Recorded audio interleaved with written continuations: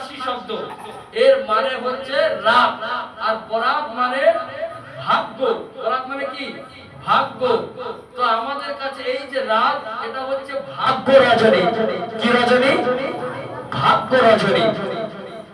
আর একটা কথা হচ্ছে, যেটা আমি বলেছিলাম, কোরআন এবং হাদিসে আমরা পেয়েছি লাইলাতুন নিসফু মিন শাবান, শাবান মাসের মধ্য রজনী।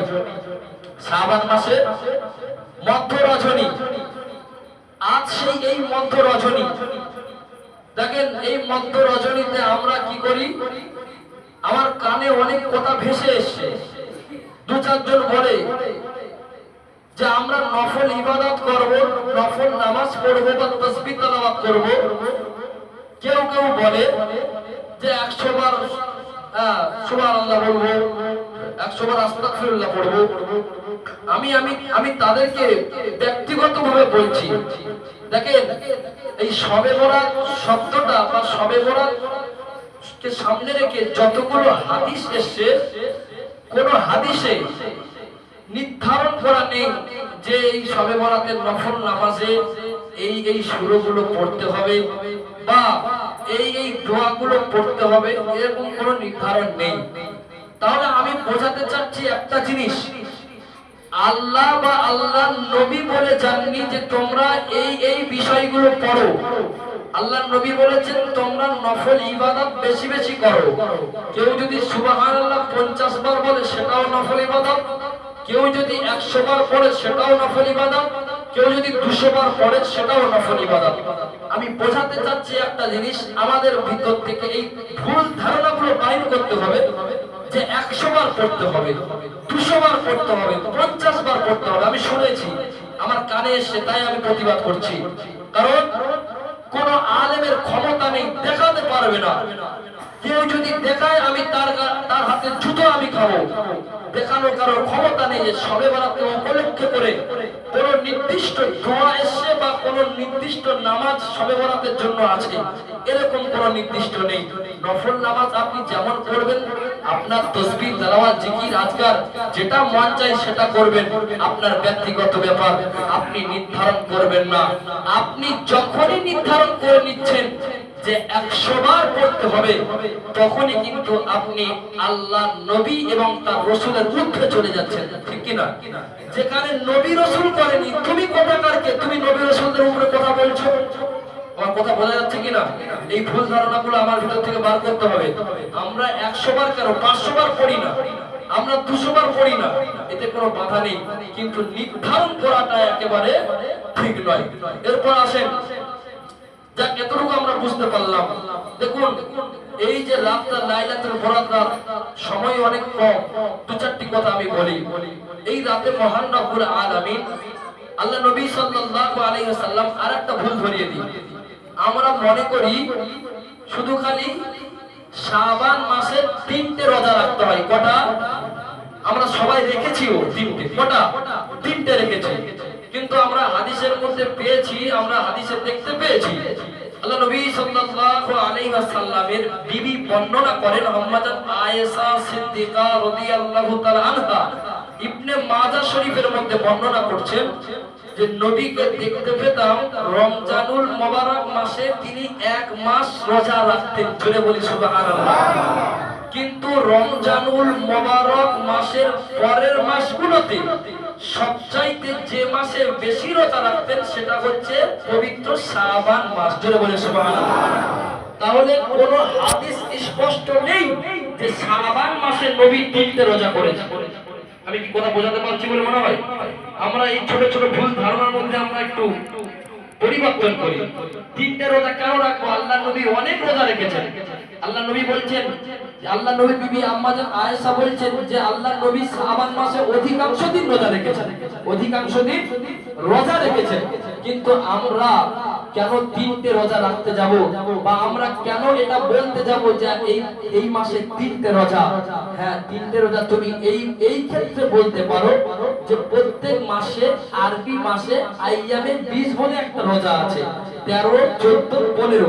প্রত্যেক আরবি মাসে 13, 14, 15 রোজা রাখার হাদিস আল্লাহ নবী করেছেন আমরা রেখেও আসি সেটা বলতে পারেন, কিন্তু শাবান মাসকে উপলক্ষে করে আপনি এটা বলতে পারবেন না যে শাবান মাসে 3টে রোজা আছে। আল্লাহর নবী সাল্লাল্লাহু আলাইহি ওয়াসাল্লাম শাবান মাসে অনেক অনেক রোজা রেখেছেন। না হলে আম্মা জান আয়েশা বর্ণনা কেনই বা করতেন যে আমি নবীকে রমজান মোবারক মাসের পরে সবচাইতে যে মাসটাই বেশি রোজা রাখতে দেখেছি সেটা হচ্ছে এই পবিত্র শাবান মাস। জোরে বলি সুবহানাল্লাহ। তাহলে আমরা যারা এখনো ভুলের মধ্যে আছি আমরা প্রত্যেকেই সংশোধন করব যে শাবান মাস রজব মাস। আল্লাহ নবী যখন এই রজব মাস পড়ে যেত আল্লাহ নবী দোয়া করতেন আল্লাহুম্মা বারিক লানা ফি রজব ওয়া শাবান ওয়া বাল্লিগনা রমাদান। ওগো আল্লাহ তুমি আমাদেরকে এই রজব মাস যখন দিয়েছো রজব মাস এই শাবান মাসের বরকতটা আমাদেরকে রমজান মাস পর্যন্ত পৌঁছে দাও। জোরে বলি সুবহানাল্লাহ। তাহলে এই রজব মাস থেকে আমাদের প্রত্যেককে রোজা রাখা শুরু করতে হবে। রোজা রাখতে রাখতে আমাদের ভিতরে একটা প্র্যাকটিস চলে আসবে, তারপরে আমরা 30টা রোজা রমজানুল মোবারক মাসে রাখতে পারবো আমরা সকলে। তাহলে এই জায়গায় আমি দুটো ভুল ধরিয়ে দিলাম। তাহলে নফল ইবাদতে কোনো নির্ধারণ করা যাবে? কেউ কেউ করতে পারবে না যে এতবার পড়তে বলেছে ততবার পড়তে বলেছে। হ্যাঁ, কিছু ছোটি কিতাব আছে। কি কিতাব? ছোটি কিতাব। দেখেন অনেক জয়ী হাদিস আছে, অনেক দুর্বল হাদিস আছে। আমি একটু জয়ী হাদিস দুর্বল হাদিস কাদেরকে বলে আমি বলে দিচ্ছি। জয়ী হাদিস বা দুর্বল হাদিস মারফু হাদিস ওকে বলা হয়। দেখেন একটা হাদিস আল্লাহ নবী সাল্লাল্লাহু আলাইহি ওয়াসাল্লাম তারা সাহাবারা একজন সাহাবা নবীর কাছ থেকে একটা হাদিস শুনেছেন। একটা নবীর কাছ থেকে একটা হাদিস শুনেছেন। ধরেন আমার কাছ থেকে ইনি শিখেছে শুনেছে, তার থেকে উনি শুনেছেন, তার থেকে উনি শুনেছেন। তো এখন প্রথম রাবীকে প্রথম শুনেছেন কে? ইনি, আমার সামনে যিনি বসে রয়েছে ইনি। তো এই যে ব্যক্তিটা আমার থেকে হাদিস শুনলো এই ব্যক্তিটা কতটা সত্যবাদী বা এই ব্যক্তিটা কতটা মানে সাচ্চা বা সত্যবাদী তাকে যাচাই বাছাই করে তার পরের রাবীরা তার থেকে কি নেবে? হাদিস বর্ণনা করবে। আমরা হাদিসে পড়েছি না উমুকের হাদিস থেকে ওনার থেকে ইনি বর্ণনা করেছেন, উমুক সাহাবী থেকে ইনি বর্ণনা করেছেন। তবে ওই সাহাবীদের মধ্যে যারা বর্ণনা করেছেন এই তিনজনের মধ্যে কোনো একজন প্রথম জন বা দ্বিতীয় জন বা তৃতীয় জন, তৃতীয় জনের থেকে চতুর্থ জন যে শিখবে ওই তৃতীয় জন যদি মিথ্যাবাদী হয়, ওই তৃতীয় জন যদি খারাপ প্রকৃতির মানুষ হয়, ওই হাদিসটাকে বলা হয় জাল হাদিস, ওই হাদিসটাকে বলা হয় জয়ীফ হাদিস। হাদিসের মধ্যে কিছু দুর্বল রাবী ঢুকে যায়। রাবী বলতে যারা হাদিস বর্ণনাকারী, কিছু দুর্বল জয়ীফ হাদিস জয়ীফ দুর্বল রাবী ঢুকে যায়, সাহাবী ঢুকে যায়, তাদেরকে বলা হয় দুর্বল হাদিস জয়ীফ হাদিস। তো কিছু আলেমরা আছে, কিছু ছোটি কিতাব বাংলা বই আছে, ওই সব বইগুলো আপনি পেয়ে যাবেন। যেমন আমাদের সচরাচর একটা বই খুবই চলে, মুকশেদুল মুমিন বলে একটা বই চলে। চলে কি চলে না? ওতে অনেক ভুল আছে, যারা আলেম তারা জানে ওতে অনেক ভুল আছে। সুতরাং ওই ছোটি কিতাবগুলো যারা দেখে তারা সর্বদাই এমন কিতাব আছে না মানুষের কাছে ভাইরাল হওয়ার জন্য। যেমন আপনারা দেখেননি কিছু বক্তা আছে তারা ভাইরাল হওয়ার জন্য দাদা হুজুরকেও ছাড়েনি, ছেড়েছে। ভাইরাল হওয়ার জন্য আল্লামা রুহুল আমিন সাহেবকেও ছাড়েনি, ভাইরাল হওয়ার জন্য ফুরফুরা শরীফকেও ছাড়েনি, তারা ভাইরাল হবে। তো ঠিক তদ্রূপ কিছু লেখক আছে যারা নিজেদের নাম বাড়ানোর জন্য তারা মিথ্যা কথাগুলোকেও বই লিখে দেয় যাতে ভাইরাল হয়। ভাইরাল হবে কি করে? এই হাদিসটা ভাইরাল, এই বইটা ভাইরাল, এটা কে লিখেছে? অমুক ব্যক্তি লিখেছে। অমুক ব্যক্তির নামটা মানুষের কাছে প্রচার হয়ে যাবে। আর এইটা করার জন্য তাদের আখিরাতের ভয় নেই, তাদের কবরের ভয় নেই। মানুষ তাদের বইগুলো অনুসরণ করে জাহান্নামে চলে যাচ্ছে, তাদের সেটা ভয় নেই। তারা শুধু ভাইরাল হওয়ার চিন্তায় পড়ে থাকে। তো আমাদের কাছে বলার উদ্দেশ্য একটাই, আমরা যখন যে ছোটি কিতাব কিনি না কেন, যে নামাজ শিক্ষা কিনি না কেন, আমরা গ্রামের যিনি মহল্লার আলেম আছে, যিনি কিছু জানেন, তাকে দেখাবেন ভাই এই যে কিতাবটা এর লেখকটা কি ভালো, বা এই কিতাবটা যিনি লিখেছেন তিনি কি ভালো মানুষ, এই কিতাবটা কি শুদ্ধ আছে, জিজ্ঞেস করে নিয়ে তারপর আমাদের পড়া দরকার। না হলে বাজারে যেমন ভাইরাল হওয়ার জন্য কিছু মানুষ ভালো মানুষকে গালি দিয়ে বেরোচ্ছে, ঠিক তদ্রূপ কিছু লেখক বর্তমানে বার হয়েছে যারা ভাইরাল হওয়ার জন্য মিথ্যা কথা বইয়ের মধ্যে আশ্রয় দিচ্ছে, জায়গা দিচ্ছে। সুতরাং আমরা এ থেকে হেফাজতে থাকবো। আল্লাহ নবী সাল্লাল্লাহু আলাইহি সাল্লাম, দেখুন এই রাতের ফজিলত সম্পর্কে আমি একটু আলোচনা করছি। আল্লাহ নবী সাল্লাল্লাহু আলাইহি ওয়াসাল্লাম এত মানে এই তারিখে এত রোজা রাখতে আল্লাহ নবী সাল্লাল্লাহু আলাইহি সাল্লামের বিবি আম্মাজান আয়েশা রাদিয়াল্লাহু তাআলা আনহা একদিন জিজ্ঞাসা করলেন, ইয়া রাসূলুল্লাহ, ইয়া হাবিবাল্লাহ, হুজুর আপনি এত রোজা রাখেন কেন? এই শাবান মাসে এত রোজা রাখেন কেন? দেখেন আমি কিন্তু প্রথমে বলেছি আল্লাহ নবী শাবান মাসে অনেক রোজা রাখতেন, তিনটে রোজা না বলো, অনেক রোজা রাখতেন। তাই তো আয়েশা বলেছে আপনি এত রোজা রাখেন কেন? বোঝাতে পারছি বলে মনে হয়। আল্লাহ নবী বিবি আম্মাজান আয়েশা ওই জন্যই জিজ্ঞেস করেছেন আপনি শাবান মাসে এত রোজা রাখেন কেন? আল্লাহ নবী ওই সময় উত্তরে বলেছিলেন, বিবি আয়েশা রে, আমি শাবান মাসে দুটো কারণে আমি এত রোজা রাখি। জোরে বলেন সুবহানাল্লাহ। আর একটু জোরে বলা যাবে না? আল্লাহ নবী আমার জানিয়ে দিলেন, ও আমার বিবি আয়েশা, আমি শাবান মাসে এত কেন রোজা রাখি, আমি শাবান মাসে এত কেন ইবাদত করি? ও বিবি আয়েশা, তুমি কি জানো না? ও বিবি আয়েশা, আমি দুটো কারণে রোজা রাখি। প্রথমত এই শাবান মাসে আল্লাহ পাক 15 শাবান 14 শাবান এই মধ্য রজনীতে আল্লাহ পাক কে কবে মরবে, কে কবে ইন্তেকাল করবে, ওই ইন্তেকালের তারিখটা, মৃত্যুর তারিখটা আল্লাহ পাক ফেরেশতা আজরাইলকে দিয়ে দেয়। বোঝেন ভালো করে। আল্লাহ নবী বলছেন আমার বিবি আম্মাজান আয়েশা, বিবি আয়েশা, আমি কেন এত ইবাদত করি জানো? দুটি কারণ। একটা কারণ হচ্ছে এই মধ্য রজনীতে আল্লাহ পাক ফেরেশতা আজরাইলকে কে কবে মরবে, কে কবে ইন্তেকাল হবে, সেই চিঠিটা, সেই তারিখটা আল্লাহ পাক ফেরেশতা আজরাইলকে দিয়ে দেয়। এজন্য আমি বেশি বেশি নামাজ পড়ি, রোজা রাখি। এই জন্য রাখি যে আল্লাহ যদি আমার তালিকায়, আমি নবী ওই মৃত্যুর তালিকায় আমার নাম দিয়ে দেয়, এতে আমি খুশি। তবে আমি এর জন্য আরো বেশি খুশি যখন আল্লাহ আমার ওই মৃত্যুর তালিকায় আমি মুহাম্মদ আমার নামটা লিখবে, সেই সময় আমি মুহাম্মদ রোজাগত অবস্থায় থাকবো। আরো জোরে হবে না? রোজা থাকলে আল্লাহ খুশি হবে, তৎসহ আমিও খুশি হব।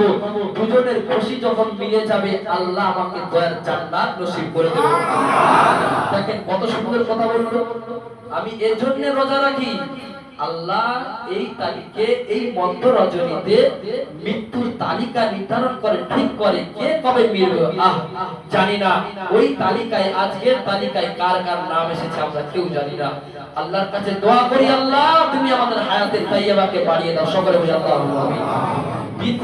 দ্বিতীয় প্রশ্ন, আল্লাহর নবীর বিবি নবীকে জিজ্ঞাসা করছেন, ইয়া রাসূলুল্লাহ, প্রথম তো বললেন, একটু দ্বিতীয়টা বলবেন, আপনি কেন এত রোজা রাখেন? আল্লাহ নবী আমার জানিয়ে দিলেন, ও বিবি আয়েশা, আমি দ্বিতীয়ত এত ইবাদত করি কেন, আমি এত নামাজ পড়ি কেন, আমি কেন এত রোজা রাখি? ও বিবি আয়েশা, তুমি কি জানো? ও বিবি আয়েশা, তুমি শুনে নাও, আমি দ্বিতীয়ত এত রোজা রাখি এজন্য এই দিনেতে, এই শাবান মাসের মধ্য রজনীতে আল্লাহ পাক অসংখ্য বান্দাদেরকে মাফ করে দিয়ে থাকে। এজন্য করে আমি বেশি রোজা রাখি।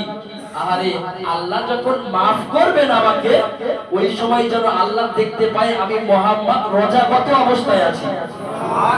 তাহলে কি ওই তিনটে রোজা রাখবো? হ্যাঁ, কি বুঝলেন? আমরা যতটুকু আল্লাহ আমাদেরকে ক্ষমতা দেবে, শাবান মাসের যতগুলো পারি ততগুলো আমরা রোজা রাখবো। আল্লাহ পাক আমাদের রাখবার তৌফিক দান করুক। সকলে বলি আল্লাহুম্মা আমিন। হযরতে উসামা বিন যায়েদ রাদিয়াল্লাহু তাআলা আনহু, তিনি একই কথা আল্লাহর নবীকে জিজ্ঞেস করেছিলেন।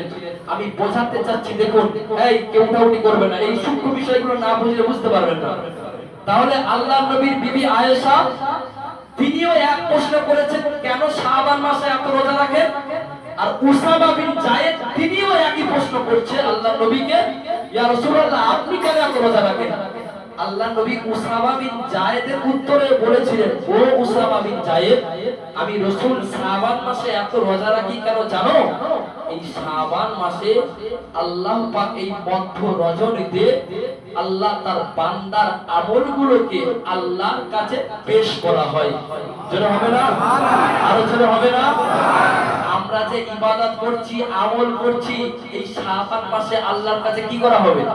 পেশ করা হবে, পেশ করা হবে। তাই আমাদের প্রত্যেককে এই শাবান মাসে বেশি বেশি করে ইবাদত করার আল্লাহ পাক তৌফিক দান করুন। সকলে বলি আল্লাহুম্মা আমিন। বিশেষ করে আল্লাহ বলেছেন এই শাবান মাসের মধ্য রজনীতে আল্লাহ পাক সবাইকে maaf করে দিয়ে থাকেন। দুই শ্রেণীর মানুষকে আল্লাহ maaf করেন না, তার মধ্যে একজন হচ্ছে মুশরিক, যারা আল্লাহর সঙ্গে শিরক করে, আল্লাহ তাদেরকে এই দিনে maaf করে না। আর এক নম্বর হচ্ছে যারা হিংসুক, বিদ্বেষ পোষণকারী, তাদেরকে আল্লাহ পাক maaf করে না। কিন্তু ভাই দুঃখের বিষয়, আমরা তো কেউ মুশরিক নয়। আমরা মুশরিক? নাউজুবিল্লাহ। আমরা সব আল্লাহকে স্বীকার করি, আল্লাহ এক, আল্লাহ এক, আমরা স্বীকার করি। কিন্তু আমাদের ভিতরে আরেকটা জিনিস জায়গা দিয়েছে, সেটা হচ্ছে হিংস্র ভাব। আছে না?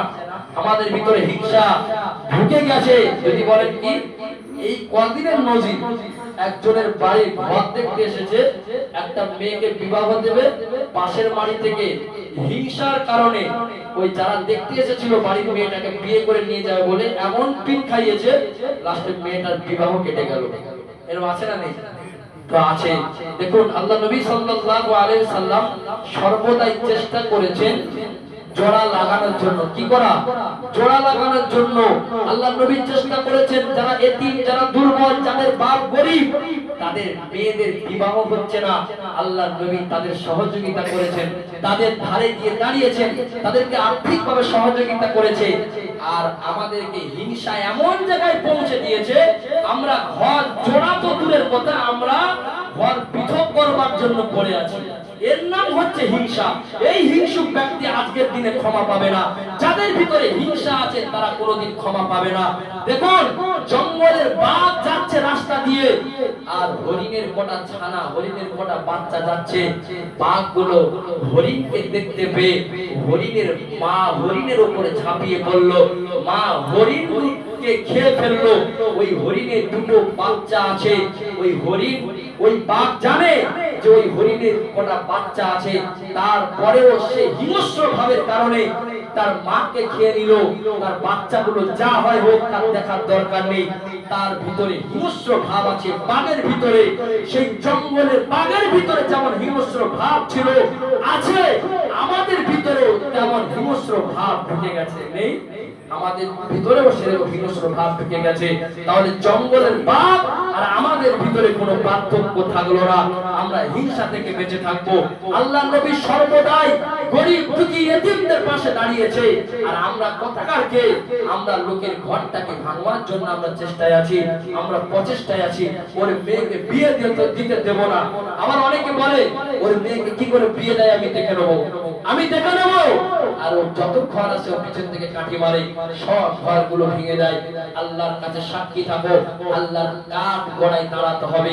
আরে নবী এতিম মেয়ের জন্য শ্বশুর আব্বা হয়ে গিয়েছিলেন, আপনারা জানেন না? একজনের বাপ ছিল না, এতিম মেয়ে, কেউ বিয়ে করতে চাচ্ছিল না। আল্লাহ নবী বললেন, এই কে আমার এই মেয়েকে বিয়ে করবে? যে বিয়ে করবে এর বাপ নেই তো কি হয়েছে, আমি তার জন্য শ্বশুর আব্বা হয়ে যাব। জোরে হবে না সুবহানাল্লাহ? আপনারা শুনেননি সেই হানসালা রাদিয়াল্লাহু তাআলা আনহু ঘটনা? শুনেননি? আল্লাহ নবী আমার মদিনার মসজিদে বসে কান্না করে, ও যুবকেরা, ও আমার নবী বাপ জায়া মায়েরা, বোনেরা, বগিরা, আল্লাহ নবী মদিনার মসজিদে বসে বসে কান্না করে। আল্লাহ নবী সাহাবী হযরত আবু বকর রাদিয়াল্লাহু তাআলা আনহু আল্লাহ নবীর কাছে চলে আসলেন। আল্লাহ নবীকে জিজ্ঞাসা করলেন, ইয়া রাসূলুল্লাহ কবিমা, ইয়া রাসূলুল্লাহ কবিমা, আল্লাহ পাকের নবী আপনি কেন এই মসজিদে বসে, এক কোণাতে বসে বসে আপনি কেন কান্না করেন? করেন? আপনি কেন রোনাসারি করেন? আল্লাহ নবী কোনো কথা বলে না, আল্লাহ নবী কোনো আওয়াজ ছাড়া করে না। সাহাবী হযরতে ওমর তিনিও চলে আসলেন, আল্লাহ নবীকে সালাম দিলেন, ইয়া রাসূলুল্লাহ হাবিবাল্লাহ, আল্লাহ পাকের নবী আমি ওমর আপনার কাছে এসেছি হুজুর, আপনি সিজদা থেকে মাথা করুন, আপনি বলুন আপনাকে কষ্ট দিয়েছে, আপনাকে কে মেরেছে, কে বেদিন আপনাকে মেরেছে, আমি ওমর তাকে মেরে ফেলবো, আমি ওমর তার ধর আর গর্দান আলাদা করে দেব। কে আপনাকে মেরেছে? ও যুবকেরা, এমন অবস্থায় আল্লাহ নবী জানিয়ে দিলেন, আল্লাহ নবী শুনিয়ে দিলেন, ও বাবা সাহাবারা, ও বাবা সাহাবারা, আমি নবী আমি এজন্য কাঁদিনি বাবা, ও আমার সাহাবীরা, কেউ আমাকে দুঃখ দিয়েছে এজন্য আমি কাঁদিনি বাবা, ও বাবা সাহাবারা, আমি নবী এই সবে মাত্র হানজালার বাড়িতে গিয়েছিলাম, হানজালার বাড়ির ধারে যেই না গেলাম, হানজালার বাড়ির ভিতর দিয়ে কান্নার আওয়াজটা ভেসে আসে, কান্নার আওয়াজটা ভেসে আসে, মেয়ে লোকের কান্নার আওয়াজটা ভেসে আসে। আমি নবী আমি বাইরে থেকে আওয়াজ দিলাম, কে কান্নাকাটি করো? ভিতর থেকে আওয়াজ আসে, আমি হানজালার স্ত্রী, আমি কান্নাকাটি করি। আল্লাহ নবী জানিয়ে দিলেন, আল্লাহ নবী শুনিয়ে দিলেন, ও হানজালার স্ত্রী, তোমার স্বামী যুদ্ধের ময়দানে শহীদ হয়ে গেছে বলে কি তুমি বাড়িতে বসে কান্না করো, তুমি বাড়িতে বসে রোনাজারি করো?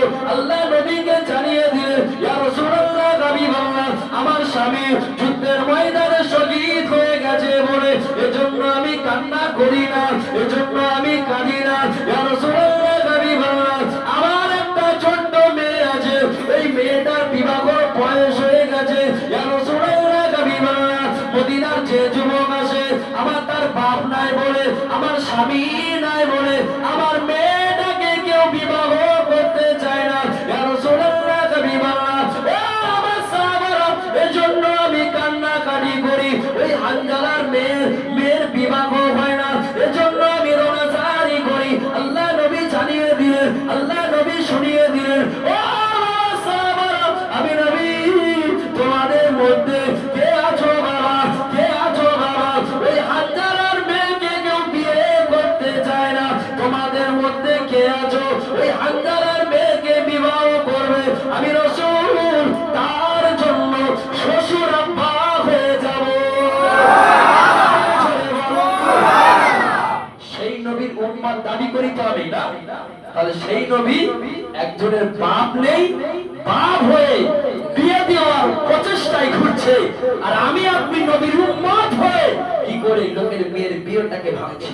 একটু লজ্জা করে না? এই হিংস্র ভাব আমাদের ভিতর থেকে দূরে সরাতে হবে। ভাই ভাইকে খুন করছি, ভাই ভাইকে মারছি। আরে আল্লাহ নবী সাল্লাল্লাহু আলাইহি সাল্লাম বললে তো অনেক কথা, নিজেদের ভিতরে কত হিংসা ছিল, যার সময় খুব স্বল্প। আমরা সকলেই জানি আল্লাহ নবী সাল্লাল্লাহু আলাইহি ওয়াসাল্লাম সর্বদাই চেষ্টা করেছেন নিজেদের মধ্যে কিভাবে মিল মহব্বত পয়দা হয়, নিজেদের মধ্যে কিভাবে ভালোবাসা পয়দা হয়। আর আমরা আছি সর্বদাই নিজেদের মধ্যে কিভাবে ঝগড়াঝাটি সৃষ্টি হয়। যা বললে অনেক কথা, আল্লাহ পাক আমাদের বলবার তৌফিক দান করুন, আমল করবার তৌফিক দান করুন। সকলে দরুদ শরীফ পড়ুন। আল্লাহুম্মা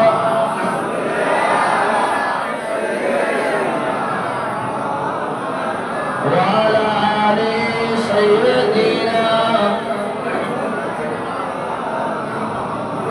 আল্লাহুম্মা সাল্লি আলা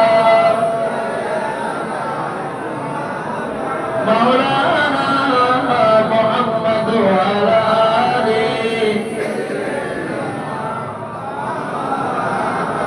যাক ফিরে আসুন। আমি গ্রামের ইমাম সাহেব, আমার ওয়াজ সবসময় শুনবেন, কিন্তু আজকের ইবাদতের রাত, এই যে ওয়াজ শুনছেন এটাও তো ইবাদতের ভিতরে গণ্য, তাই না? এটাও তো ইবাদতের ভিতরে গণ্য। এই নয় যে হুজুর ওয়াজ করছে সময় চলে যাচ্ছে আমাদের ইবাদত করা হচ্ছে না। আরে ওয়াজ শোনা এটাও নফল ইবাদত, বুঝতে হবে এই সব বিষয়গুলো। আল্লাহ পাক আমরা যতটুকু শুনলাম, আল্লাহ পাক আমাদেরকে শোনা ও বলার উপরে আমল করার তৌফিক দান করুন। সকলে বলি আল্লাহুম্মা আমিন। সকলে উঠে নবীর উপর সালাত ও সালাম, ইয়া নবী সালাম।